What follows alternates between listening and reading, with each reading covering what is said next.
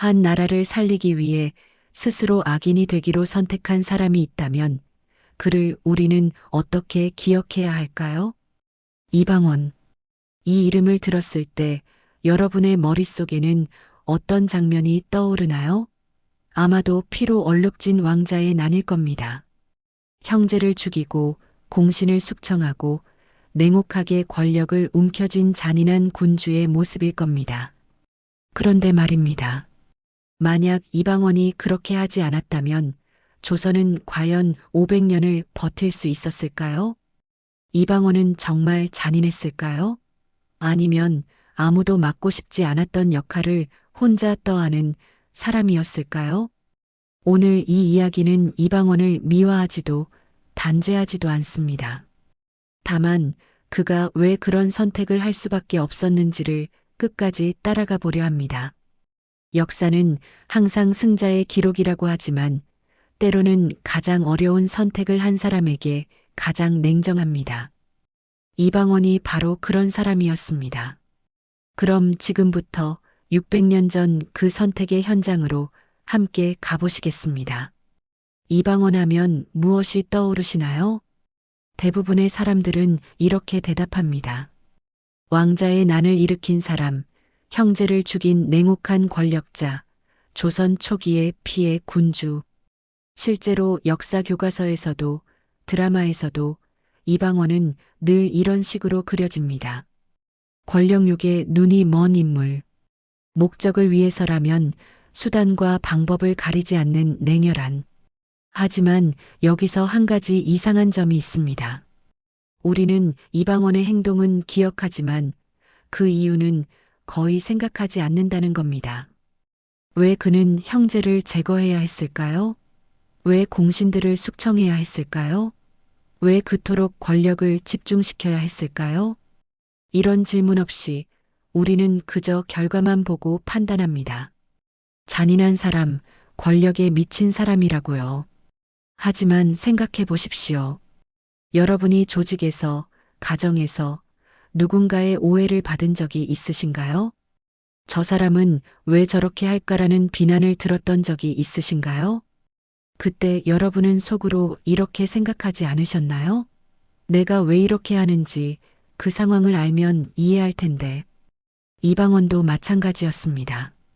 사실 이방원은 젊은 시절 상당히 온건하고 학식 있는 인물이었습니다. 그는 정몽주와 교류하며 학문을 닦았고 조선 건국에 결정적인 역할을 했지만 정작 공신 책봉에서는 밀려났습니다.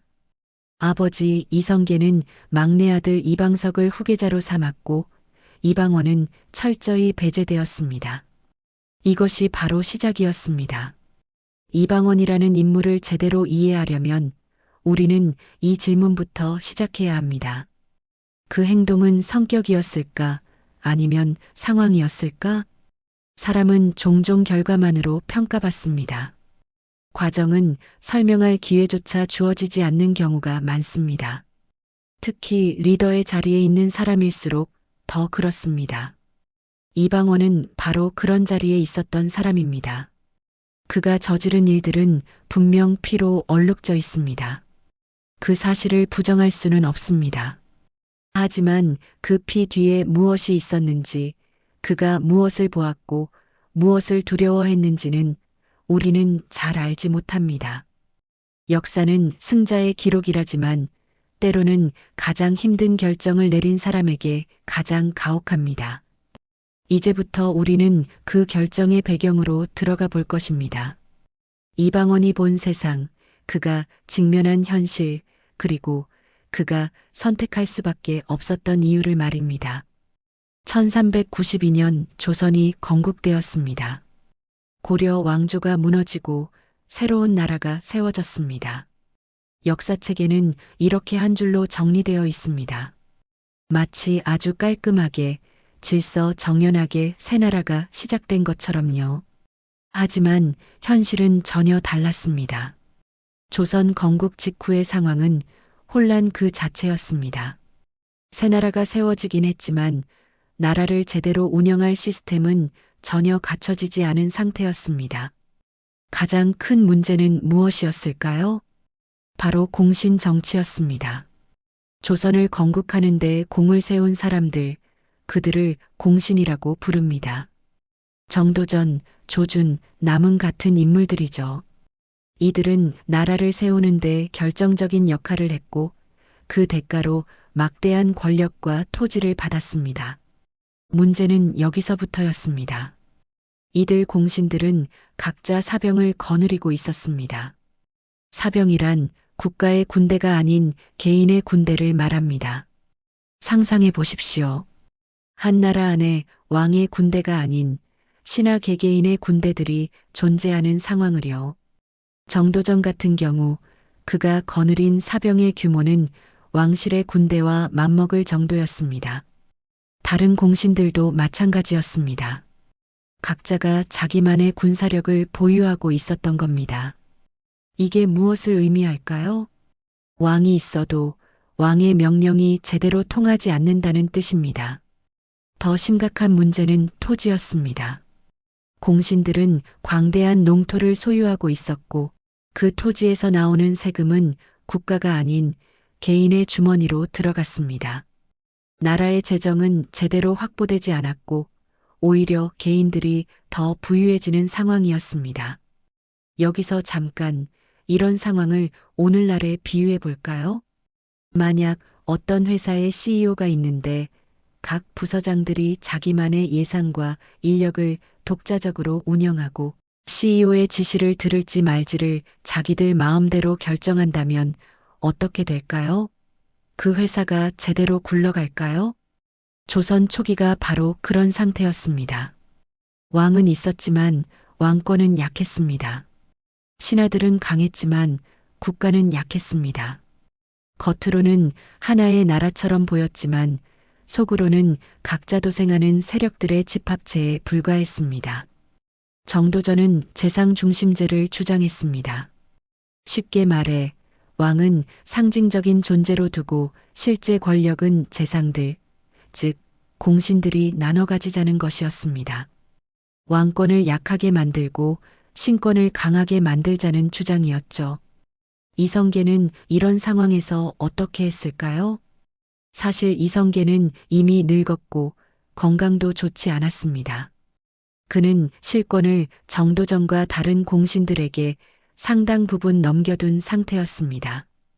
더욱이 이성계는 자신이 직접 나서서 강력한 왕권을 행사하는 데에는 큰 관심이 없었습니다. 대신 그는 어린 막내 아들 이방석을 후계자로 삼았습니다. 여기서 심각한 문제가 발생합니다. 어린 왕세자 뒤에는 누가 있을까요? 당연히 공신들입니다. 정도전을 비롯한 공신들은 어린 이방석을 후원하면서 사실상 자신들이 권력을 장악하려 했습니다. 이방원은 이 모든 것을 지켜보고 있었습니다. 그는 아버지를 도와 조선 건국에 가장 큰 공을 세웠지만 정작 세자 자리는 막내 동생에게 돌아갔습니다. 공신들은 자신을 견제했고 그의 목소리는 묻혔습니다.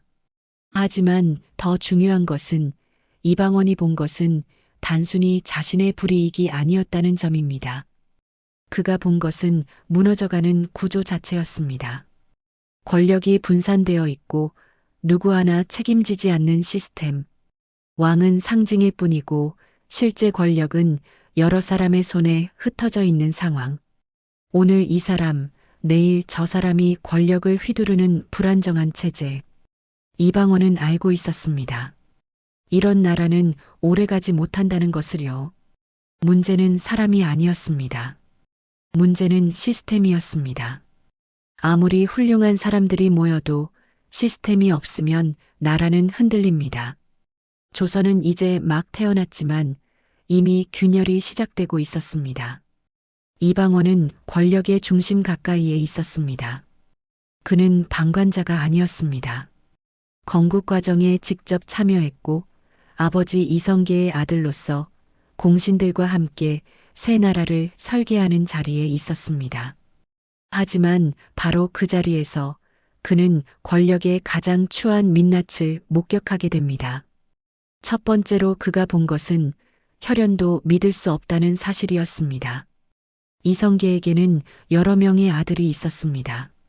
이들은 모두 형제였지만 서로를 경쟁자로 여겼습니다.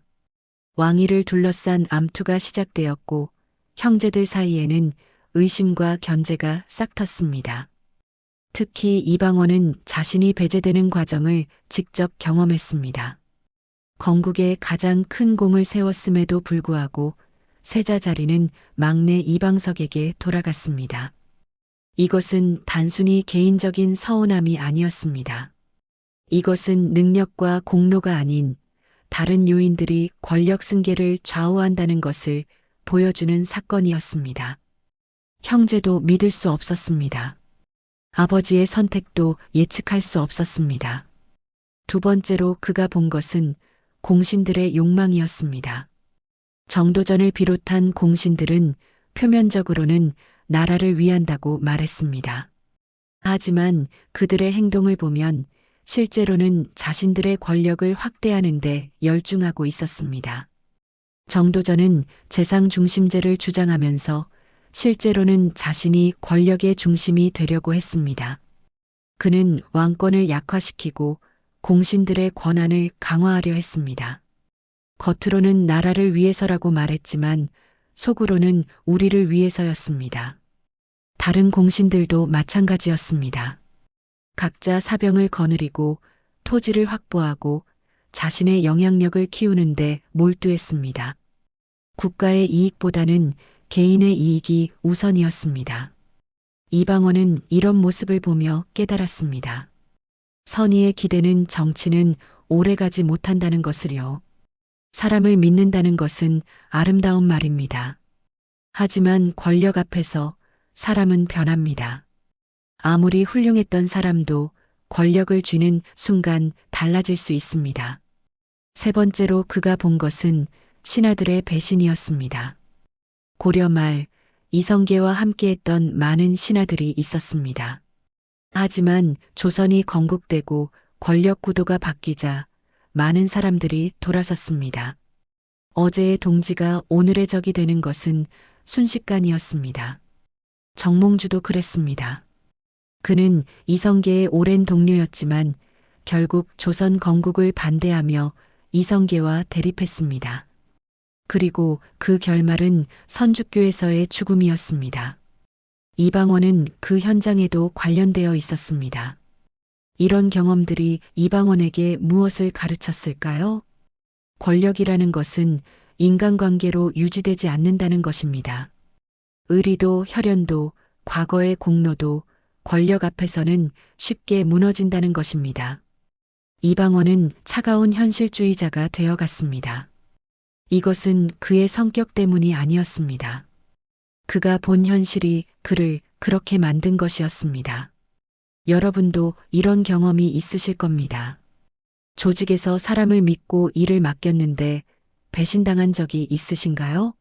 가족처럼 지냈던 동료가 이익 앞에서 돌아선 적이 있으신가요? 규칙이 없는 공동체에서 혼란을 경험한 적이 있으신가요? 그럴 때 우리는 깨닫습니다. 좋은 관계만으로는 부족하다는 것을요. 명확한 원칙과 시스템이 필요하다는 것을요. 이방원이 바로 그 깨달음에 도달한 것입니다. 그는 더 이상 사람의 선의에 기대지 않기로 했습니다. 대신 누가 자리에 있든 작동하는 시스템을 만들기로 했습니다. 하지만 그 시스템을 만들기 위해서는 먼저 기존의 권력 구조를 깨뜨려야 했습니다.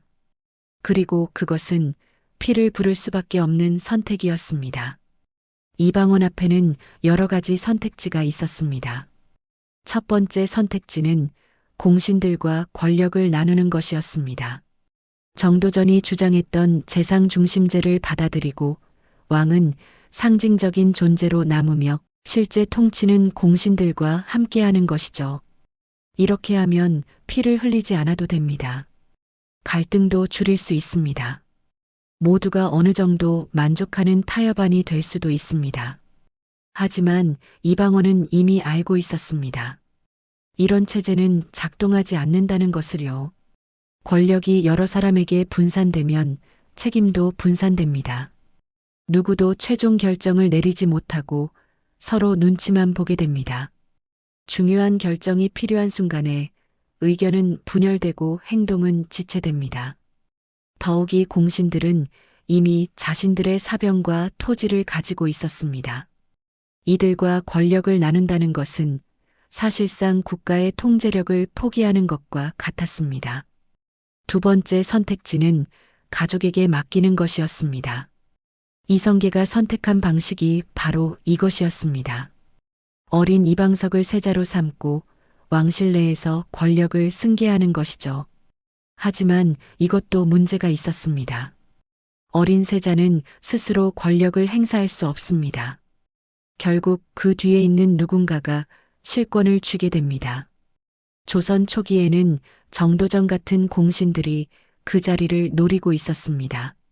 더욱이 왕위 계승을 둘러싼 형제들 간의 다툼은 나라를 불안정하게 만듭니다. 역사를 보면 왕위 계승 문제로 벌어진 내분이 얼마나 많은 나라를 무너뜨렸는지 알 수 있습니다. 세 번째 선택지는 현 상황을 유지하는 것이었습니다. 아무것도 하지 않고 시간이 해결해 주기를 기다리는 것이죠. 자신은 그저 조용히 살면서 권력 다툼에서 한 발짝 물러나는 것입니다. 하지만 이것은 선택지라고 볼 수도 없었습니다. 현 상황은 이미 균열이 시작되고 있었습니다. 공신들의 권력 다툼, 왕실 내부의 갈등, 불안정한 권력 구조. 이것을 그대로 두면 조선은 오래가지 못할 것이 분명했습니다. 그렇다면 이방원은 무엇을 선택해야 했을까요? 여기서 우리는 중요한 질문을 마주하게 됩니다. 모두에게 좋은 지도자는 가능한가? 생각해 보십시오.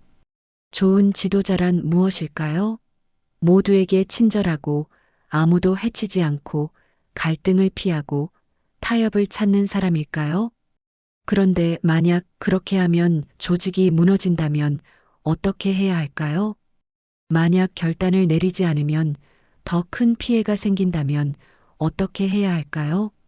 이방원은 바로 그런 기로에 서 있었습니다. 그는 선택해야 했습니다. 사람들에게 미움받지 않는 것과 나라가 무너지지 않게 하는 것 중 하나를요. 많은 리더들이 이 선택 앞에서 주저합니다. 미움받고 싶지 않기 때문입니다. 악인으로 기억되고 싶지 않기 때문입니다. 하지만 이방원은 달랐습니다. 그는 미움받을 각오를 했습니다. 역사의 악인으로 기록될 각오를 했습니다. 왜냐하면 그가 본 것은 개인의 평판이 아니라 나라의 미래였기 때문입니다. 이방원이 타협을 선택했다면 그는 분명 더 좋은 사람으로 기억되었을 것입니다. 온건하고 평화를 사랑하고 피를 싫어하는 군주로 말이죠. 하지만 조선은 어떻게 되었을까요? 공신들의 권력 다툼은 계속되었을 것입니다. 왕권은 약해지고 지방 세력들은 강해졌을 것입니다. 외세의 침입에 제대로 대응하지 못했을 것입니다. 그리고 결국 조선은 오래가지 못했을 것입니다. 이방원은 이것을 알고 있었습니다. 그래서 그는 선택했습니다. 좋은 사람으로 남는 것을 포기하고 필요한 사람이 되기로요. 역사는 이것을 이렇게 기록했습니다. 왕자의 난. 하지만 이방원의 입장에서 보면 그것은 난이 아니라 불가피한 정리였습니다. 1398년과 1400년 두 차례의 왕자의 난이 일어났습니다. 이방원은 형제들을 제거했고 공신들을 숙청했으며 결국 왕위에 올랐습니다. 역사책에는 이 사건이 권력욕에 눈먼 왕자의 반란으로 기록되어 있습니다. 하지만 이방원이 왕위에 오른 뒤 그가 한 일을 보면 그의 진짜 목적이 무엇이었는지 알 수 있습니다. 그는 왕위를 차지하는 것에서 멈추지 않았습니다. 그가 본격적으로 착수한 것은 시스템의 재구축이었습니다. 가장 먼저 그가 한 일은 사병 혁파였습니다. 공신들이 각자 거느리고 있던 사병들을 모두 국가의 통제 아래 두는 것이었습니다. 이것은 엄청난 저항에 부딪혔습니다. 공신들에게 사병은 그들의 권력 기반이었기 때문입니다. 하지만 이방원은 물러서지 않았습니다. 그는 단호하게 사병을 혁파했습니다. 모든 군사력을 국가가 독점하도록 만들었습니다. 이제 더 이상 개인이 군대를 소유할 수 없게 된 것입니다. 이것이 무엇을 의미할까요? 왕의 명령에 복종하지 않는 세력이 사라졌다는 뜻입니다. 군사력이 분산되어 있으면 언제든 내란이 일어날 수 있습니다. 하지만 군사력을 국가가 독점하면 그런 위험은 크게 줄어듭니다. 두 번째로 그가 한 일은 재정 통합이었습니다. 공신들이 소유하고 있던 광대한 토지와 세금 수취권을 국가로 환수했습니다. 이것도 엄청난 반발을 불러왔습니다. 공신들에게 토지는 그들의 경제적 기반이었기 때문입니다. 하지만 이방원은 여기서도 물러서지 않았습니다. 그는 토지 제도를 개혁하고 국가 재정을 확립했습니다. 이제 세금은 개인이 아닌 국가로 들어왔고 그 재정으로 국가를 운영할 수 있게 되었습니다. 세 번째로 그가 한 일은 왕권 강화였습니다. 하지만 여기서 주의해야 할 점이 있습니다. 이방원이 왕권을 강화한 것은 단순히 자신의 권력을 키우기 위해서가 아니었습니다. 그가 원한 것은 개인 독재가 아니었습니다. 그가 원한 것은 권력의 중심을 명확히 하는 것이었습니다. 누가 최종 결정을 내리는지, 누가 책임을 지는지를 분명히 하는 것이었습니다. 권력이 분산되어 있으면 위기 상황에서 신속한 대응이 불가능합니다. 여러 사람이 의견을 나누고 타협점을 찾고 합의를 도출하는 동안 나라는 무너질 수 있습니다. 이방원은 이것을 막기 위해 왕권을 강화했습니다. 하지만 동시에 그는 제도도 정비했습니다. 의정부와 육조 체제를 확립하고 관료 시스템을 갖추고 법전을 편찬하기 시작했습니다. 이것이 중요한 이유는 이방원이 자신 개인의 권력이 아니라 왕이라는 자리의 권한을 강화했기 때문입니다. 누가 왕이 되든 그 자리에 있는 사람이 나라를 제대로 통치할 수 있는 시스템을 만든 것입니다. 여기서 한 가지 오해를 바로잡아야 합니다. 많은 사람들이 이방원의 왕권 강화를 독재라고 비판합니다. 하지만 당시의 상황에서 이것은 가장 현실적인 선택이었습니다. 조선 초기는 혼란의 시대였습니다. 고려가 무너지고 새 나라가 세워졌지만 제대로 된 통치 시스템이 없었습니다. 이런 상황에서 권력을 분산시키면 나라는 더욱 혼란에 빠집니다. 이방원이 한 일은 먼저 권력을 집중시켜서 혼란을 수습하고 그 다음에 제도를 정비해서 안정을 만드는 것이었습니다. 그가 옳았다고 단정할 수는 없습니다. 역사에는 정답이 없으니까요. 하지만 당시로서는 이것이 가장 현실적인 선택이었다는 것은 분명합니다. 이방원은 사람이 아닌 제도를 택했습니다. 그는 개인의 선의에 기대지 않고 시스템이 작동하도록 만들었습니다. 누가 자리에 있든 나라가 돌아가는 구조를 만든 것입니다. 그리고 그 시스템은 조선이 500년을 버티는 기반이 되었습니다. 이방원은 자신이 어떻게 기억될지 알고 있었습니다. 형제를 죽인 사람, 공신을 숙청한 사람, 피로 권력을 쟁취한 사람, 그는 이것을 알고도 그 길을 선택했습니다. 왜일까요? 그는 후대의 평가보다 지금 당장 나라가 무너지지 않는 것이 더 중요하다고 생각했기 때문입니다. 역사를 보면 두 종류의 지도자가 있습니다. 하나는 사람들에게 사랑받는 지도자입니다. 친절하고 관대하고 모두의 의견을 들어주는 지도자죠. 이런 지도자는 역사에 좋은 사람으로 기록됩니다. 다른 하나는 일을 하는 지도자입니다. 냉정하고 단호하고 때로는 가혹하기까지 한 지도자죠. 이런 지도자는 역사에 악인으로 기록되는 경우가 많습니다. 이방원은 후자를 선택했습니다. 그는 선한 군주가 되는 것보다 작동하는 국가를 만드는 것을 택했습니다. 이것은 쉬운 선택이 아니었습니다. 누구나 사랑받고 싶어 합니다.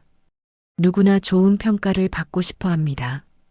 특히 리더의 자리에 있는 사람일수록 사람들의 인정을 갈구합니다. 하지만 이방원은 그것을 포기했습니다. 그는 침묵 속에서 비난을 감당했습니다. 자신의 행동을 변명하지도 않았고 이해받으려 하지도 않았습니다. 그는 그저 해야 할 일을 했을 뿐입니다. 여러분도 이런 경험이 있으실 겁니다. 조직에서, 가정에서 누군가는 미움받는 역할을 해야 할 때가 있습니다. 누군가는 어려운 결정을 내려야 하고 누군가는 사람들이 싫어하는 말을 해야 합니다. 그런 역할을 맡은 사람은 외롭습니다. 아무도 이해해주지 않습니다. 아무도 편을 들어주지 않습니다.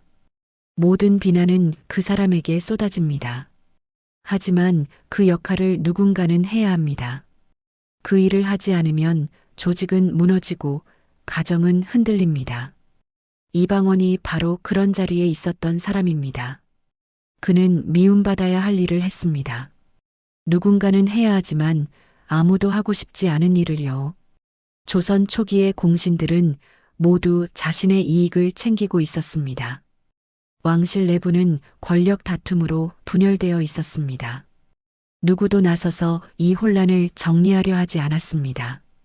왜일까요? 그 일을 하면 미움받을 것이 뻔하기 때문입니다. 하지만 이방원은 그 자리로 들어갔습니다. 그는 공신들의 권력을 빼앗았습니다. 형제들을 제거했습니다. 반대하는 세력을 숙청했습니다. 그리고 그 모든 비난을 혼자 감당했습니다. 이것은 희생이었습니다. 자신의 명예를 희생하고 자신의 평판을 희생하고 후대의 평가를 희생한 것입니다. 그가 원한 것은 권력이 아니었습니다. 만약 그가 권력 그 자체를 원했다면 그는 더 쉬운 방법을 선택했을 것입니다. 공신들과 타협하고 자신의 세력을 키우고 안정적으로 권력을 유지하는 방법 말이죠. 하지만 그는 그렇게 하지 않았습니다. 그는 가장 어려운 길을 선택했습니다. 모든 사람을 적으로 돌리는 길, 혼자 싸워야 하는 길을요. 왜냐하면 그 길만이 나라를 살리는 길이었기 때문입니다. 이방원을 보면서 우리는 생각하게 됩니다. 진짜 용기란 무엇일까요? 많은 사람들은 용기를 두려움 없이 앞으로 나아가는 것이라고 생각합니다. 하지만 진짜 용기는 두려움을 알면서도 그 길을 가는 것입니다.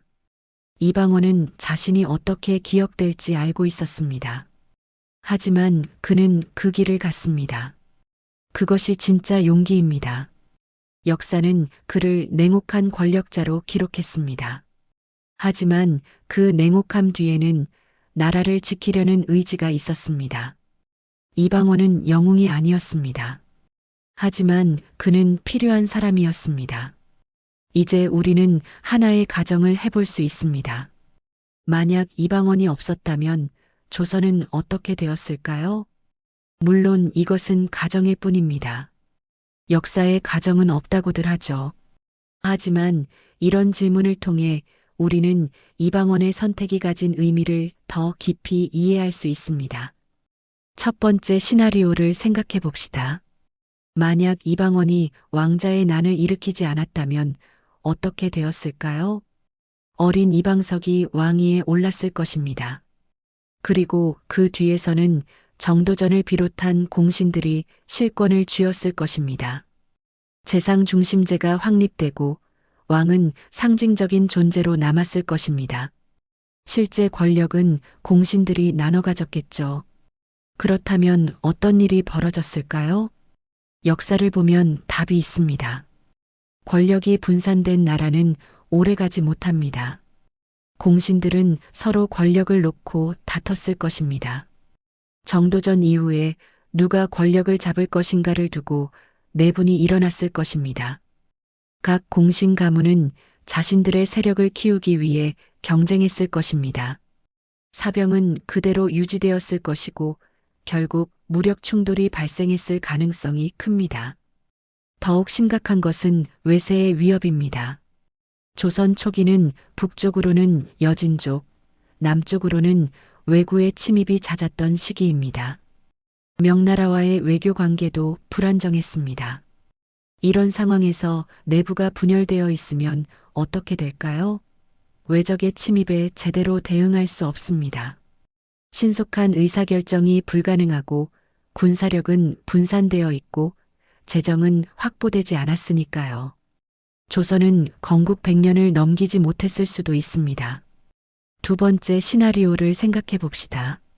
만약 이방원이 왕권을 강화하지 않았다면 어떻게 되었을까요? 왕자의 난은 일어났지만 이방원이 즉위 후에도 공신들과 타협하며 통치했다면 말입니다. 이 경우에도 문제는 계속됩니다. 공신들의 사병과 토지는 그대로 남아있을 것입니다. 왕권은 여전히 약할 것이고 지방 세력들은 독자적으로 움직일 것입니다. 조선 중기에 일어났던 사화들, 즉 훈구와 사림 간의 권력 다툼이 훨씬 더 일찍, 더 격렬하게 일어났을 것입니다. 외척 정치가 심화되고 왕은 허수아비가 되고 실제 권력은 몇몇 가문이 독점하는 상황이 되었을 가능성이 큽니다. 역사를 보면 이런 나라들은 결국 내부 분열로 무너집니다. 중국의 춘추전국 시대가 그랬고 삼국시대 말기가 그랬습니다.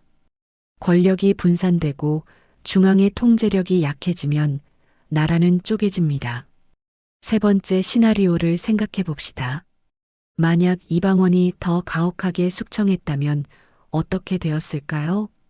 실제로 이방원은 어느 정도 선에서 숙청을 멈췄습니다. 그는 자신에게 직접 반대하는 세력만 제거했고 협조할 의사가 있는 사람들은 살려뒀습니다. 하지만 만약 그가 모든 공신을 제거하고 모든 반대 세력을 뿌리 뽑았다면 어땠을까요? 이것도 문제가 됩니다. 나라를 운영하려면 인재가 필요합니다.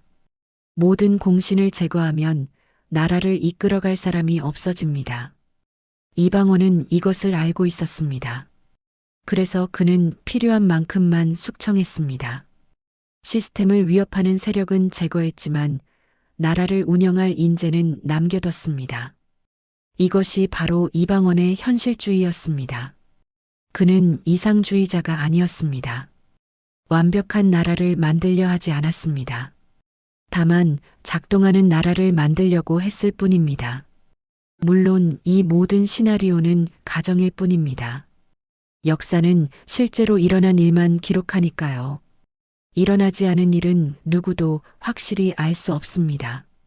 하지만 이런 가정을 통해 우리는 알 수 있습니다. 이방원의 선택이 조선에 어떤 영향을 미쳤는지를요. 조선은 500년을 지속했습니다.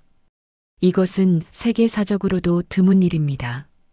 하나의 왕조가 500년 동안 유지되는 것은 결코 쉬운 일이 아닙니다. 그 기반은 무엇이었을까요? 강력한 왕권, 안정된 관료제, 중앙집권적 군사력, 확립된 재정 시스템. 이 모든 것이 이방원 시대에 만들어졌습니다. 물론 이방원 한 사람만의 공이라고 할 수는 없습니다. 세종대왕을 비롯한 후대의 왕들도 중요한 역할을 했습니다.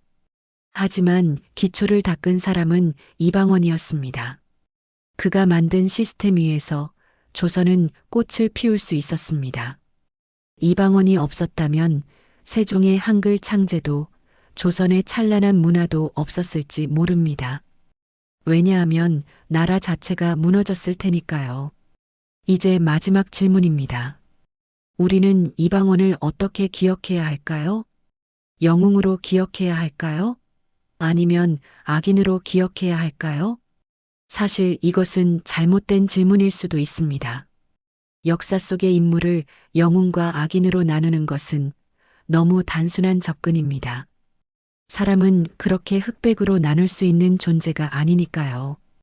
이방원을 영웅으로 만들 필요는 없습니다. 그가 한 일들 중에는 분명 잔인한 것들이 있습니다. 형제를 죽이고 공신을 숙청하고 수많은 사람들을 희생시켰습니다. 이것을 미화할 수는 없습니다. 아무리 좋은 목적이 있었다 해도 그 과정에서 흘린 피는 부정할 수 없는 사실입니다. 하지만 동시에 그를 단순히 악인으로만 기억하는 것도 공정하지 않습니다. 왜냐하면 우리는 그가 직면했던 상황을 알고 있기 때문입니다. 이방원은 혼란의 시대에 살았습니다. 나라는 이제 막 세워졌고 시스템은 없었고 권력은 분산되어 있었습니다. 누군가는 이 혼란을 정리해야 했습니다. 누군가는 어려운 결정을 내려야 했습니다. 이방원은 그 역할을 맡았습니다. 그는 선택의 무게를 알고 있었습니다. 자신이 어떻게 기억될지 알고 있었습니다. 하지만 그는 그 길을 갔습니다. 우리가 이방원에게서 배울 수 있는 것은 바로 이것입니다. 리더십이란 무엇인가? 진짜 리더십은 사람들에게 사랑받는 것이 아닙니다. 진짜 리더십은 필요한 일을 하는 것입니다. 때로는 인기 없는 결정을 내려야 합니다. 때로는 미움받는 역할을 해야 합니다. 때로는 혼자 감당해야 합니다. 이것이 리더의 자리입니다. 많은 사람들이 리더가 되고 싶어 합니다. 하지만 그들이 원하는 것은 리더의 권력이지 리더의 책임이 아닙니다. 진짜 리더는 권력이 아니라 책임을 선택하는 사람입니다. 이방원이 바로 그런 사람이었습니다. 그는 왕이 되는 것을 원한 것이 아니라 나라를 지키는 것을 원했습니다. 우리는 또한 이방원에게서 이것을 배울 수 있습니다. 좋은 사람과 필요한 사람의 차이입니다. 좋은 사람은 모두에게 친절합니다. 갈등을 피하고 타협을 찾고 아무도 상처받지 않게 합니다. 필요한 사람은 때로 냉정합니다. 어려운 결정을 내리고 비난을 감수하고 혼자서도 앞으로 나아갑니다. 조직에서, 가정에서, 사회에서 우리는 좋은 사람을 좋아합니다. 하지만 위기의 순간에 우리에게 필요한 것은 필요한 사람입니다. 이방원은 필요한 사람이었습니다.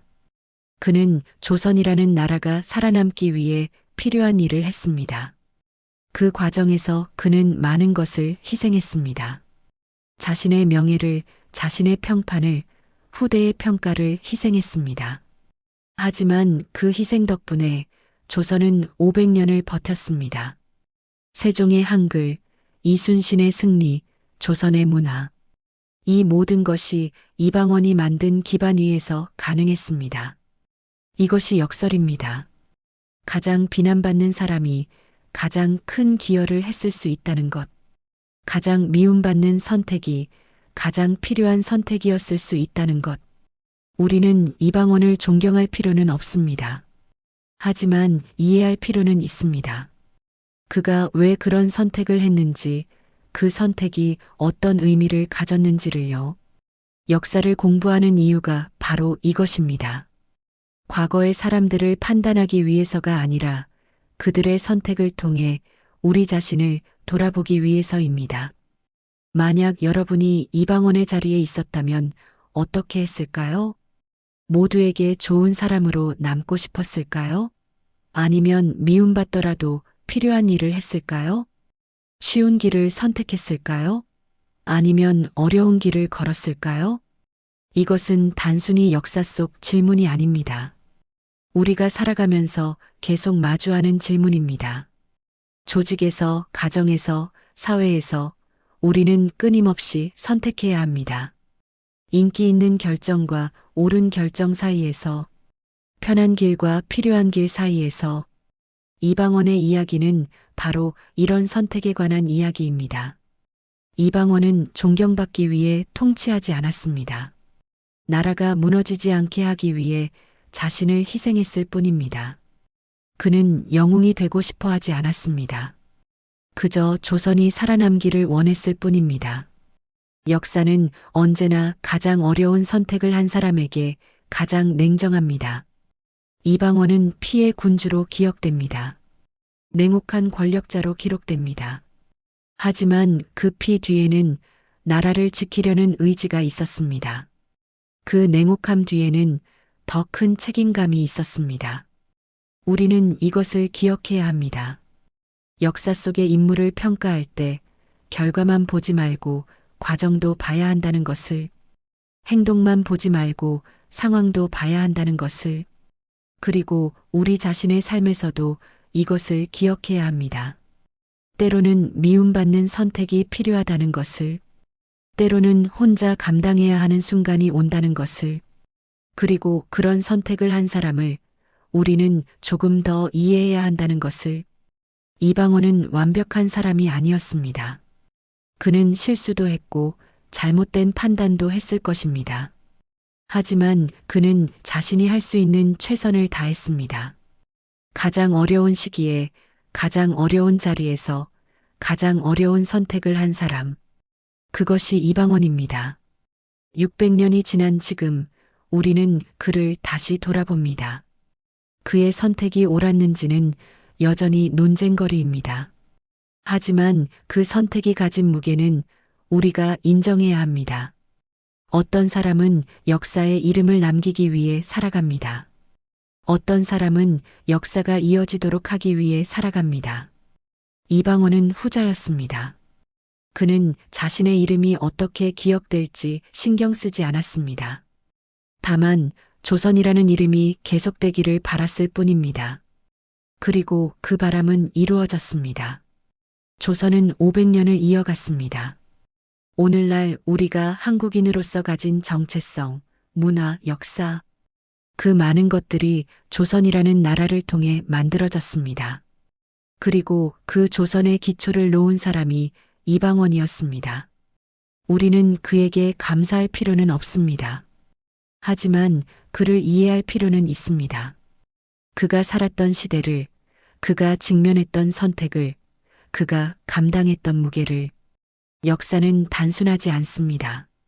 선과 악으로 나눌 수 없고 영웅과 악인으로 구분할 수 없습니다. 역사는 복잡하고 모순적이고 때로는 이해하기 어렵습니다. 하지만 바로 그렇기 때문에 역사는 우리에게 많은 것을 가르쳐 줍니다. 이방원의 이야기도 그렇습니다.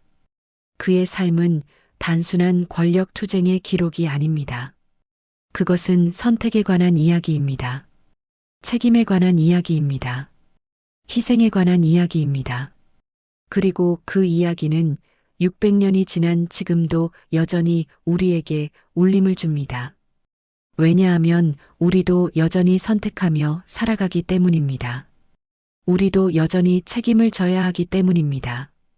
우리도 때로는 희생을 감수해야 하기 때문입니다. 이방원은 스스로 악역이 되기를 선택했습니다. 그것은 나라를 살리기 위한 선택이었습니다.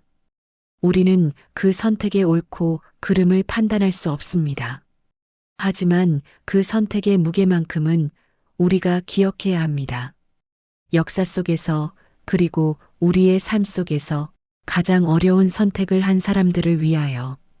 긴 이야기를 들어주셔서 감사합니다.